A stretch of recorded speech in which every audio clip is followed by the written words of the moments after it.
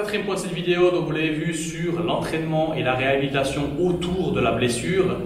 Première question, est-ce qu'il faut s'arrêter de s'entraîner lorsque l'on est blessé, lorsque l'on a une douleur? Non, dans la mesure du possible, n'arrêtez pas de vous entraîner. Évidemment, si vous faites, je ne sais pas, si vous avez une douleur comme moi au genou et que le fait de faire du foot, parce que vous faites du foot, vous fait mal, évidemment qu'il faut arrêter d'alimenter la douleur.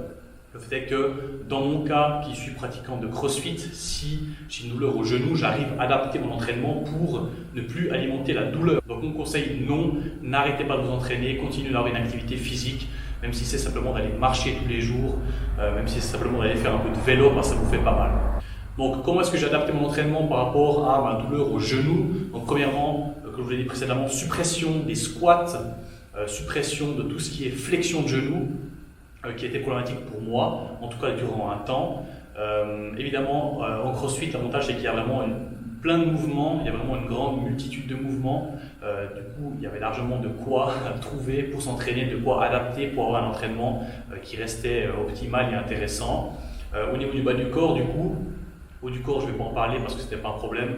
Au niveau du bas du corps, premièrement, tout ce qui était haltérophilie, j'ai supprimé tout ce qui était en squat. Donc si vous faites des épaulés, donc des cleans, ou alors des snatch, prise large, arraché, j'ai simplement supprimé le fait de finir en squat, donc en squat clean, squat snatch, ce qui m'a permis au final de ne plus avoir mal, et je conservais la version power, donc réception jambes mi-pliées, donc en quart de squat on pourrait appeler ça.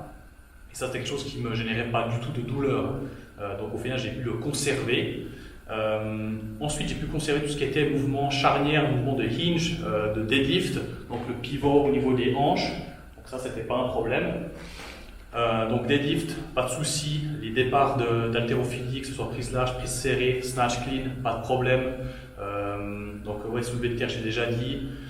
Good morning, de tout ce qui était ce genre d'exercice, c'était pas un problème. Donc le bas du corps finalement continue à travailler, et du moment où on brosse la chaîne post, la chaîne antérieure, donc quadriceps, travaille également. Évidemment, il y a moins de tension dessus et la flexion n'était pas là. Le fait est que le quadriceps avait quand même une action, donc c'était, même s'il est passif concrètement dans le mouvement, c'est quand même intéressant de bosser cela.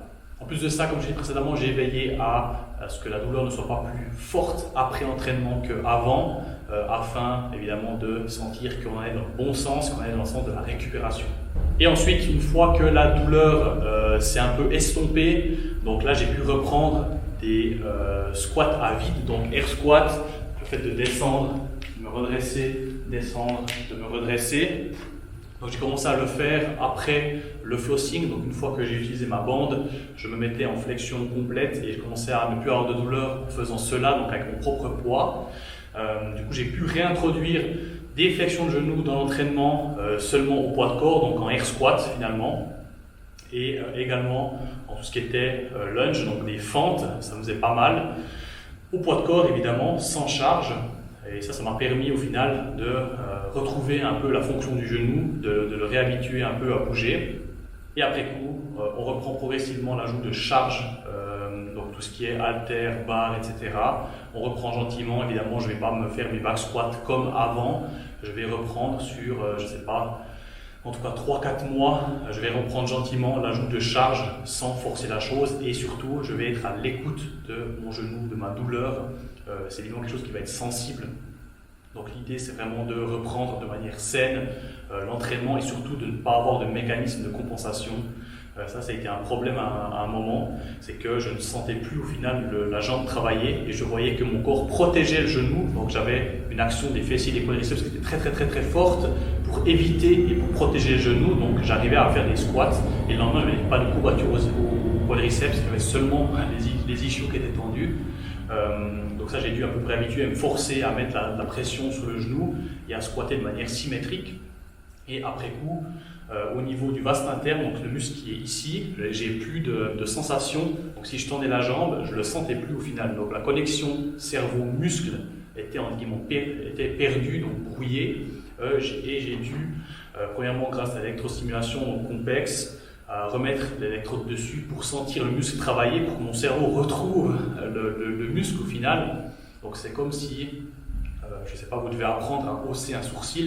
Donc si je veux hausser le sourcil, tous les muscles sont là pour le faire, mais le cerveau ne sait pas encore quel chemin il faut utiliser, en tout cas de manière consciente, pour arriver à soulever ce sourcil. Et là, c'était la même chose au final avec le muscle, c'est que je tends la jambe, certes, je tends la jambe, le fait est que consciemment, je ne sens pas le muscle travailler. Donc ça a été également intéressant à faire comme processus pour retrouver au final la sensation dans ce genou, et j'ai notamment utilisé des squats avec un sandbag qui m'ont vraiment permis de sentir l'activation de mon vaste interne sur le squat. Donc voilà pour cette réhabilitation. Au final, évidemment, ce n'était pas une blessure qui était très grave, donc pas besoin de choses extraordinaires. Le fait est qu'il fallait quand même être progressif et prendre les choses gentiment.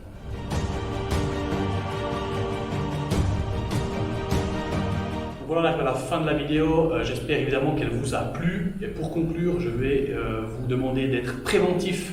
Soyez préventif avec votre corps, soyez à l'écoute de votre corps. Est-ce qu'il fonctionne bien, pas bien, qu'est-ce qu'il me raconte, est-ce qu'il a mal, est-ce qu'il est en forme. Quand vous commencez un entraînement, est-ce que je peux pousser à fond la machine ou est-ce qu'il y a des petites restrictions parce que j'ai un peu mal par-ci par-là. Soyez vraiment à l'écoute et adaptez l'entraînement en fonction. Ensuite, si une douleur apparaît, je vais vous rappeler d'être réactif et de prendre des bonnes décisions, de vous remettre en question. Qu'est-ce que j'ai fait de faux? Parce que c'est souvent notre faute, c'est votre responsabilité de prendre soin de vous. Donc soyez attentif à ça et ensuite faites appel à un spécialiste, pas comme moi qui laisse un peu traîner les choses au début. Soyez rapidement sur le coup pour aider à la récupération de votre problématique. L'idée, je le rappelle, c'est de retrouver une fonction totale de l'articulation. Ça serait dommage de perdre des degrés d'amplitude à cause d'une blessure comme ça. Donc l'idée, c'est évidemment d'être en bonne santé le plus longtemps possible. En tout cas, si vous êtes sportif, ce serait dommage de perdre cela. Et si vous êtes sédentaire, évidemment, c'est parce que vous n'utilisez pas la flexion de genou que vous ne devez pas l'avoir. Donc je vous conseillerais, si vous ne bougez pas beaucoup et vous avez mal au genou, d'entamer le début d'une activité physique, donc en faisant de la marche au début par exemple, ou en passant les portes d'un crossfit. On sera capable de vous offrir un entraînement qui sera adapté à vous, avec des charges qui seront adaptées, des mouvements qui seront adaptés dans le but d'améliorer votre santé par la suite, en devenant plus fort, plus souple, afin que vous soyez plus à l'aise et en guillemets épanoui dans votre vie de tous les jours.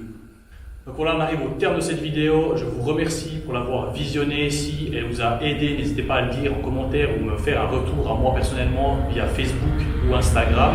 Si tu penses qu'elle peut aider quelqu'un d'autre, n'hésite pas à la partager à une personne qui en aurait besoin. Et au final, si tu veux utiliser d'autres techniques de récupération, d'autres processus ou d'autres protocoles, n'hésite pas à m'en faire part parce que ça m'intéresse également. Voilà, et à bientôt. Ciao!